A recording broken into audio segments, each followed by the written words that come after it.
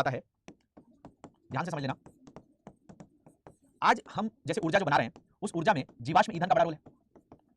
और जीवाश्म ईंधन की समस्या आप लोगों को पता है कि जीवाश्म ईंधन से निकलता है कार्बन, और ये कार्बन उत्सर्जन कहीं ना कहीं पृथ्वी के तापमान को बढ़ा रहा है, जिससे ग्रीन हाउस गैसेस बढ़ रही हैं, वैश्विक तापन हो रहा है, जलवायु परिवर्तन हो रहा है। तो इसकी वजह से हमारा एक अच्छा विकल्प है क्या? परमाणु, न्यूक्लियर एनर्जी। न्यूक्लियर एनर्जी में जैसा मैंने अभी आपको थोड़ी देर पहले बताया था कि यूरेनियम का 1 ग्राम यूरेनियम एक बाइक को 7 साल तक चला सकता है।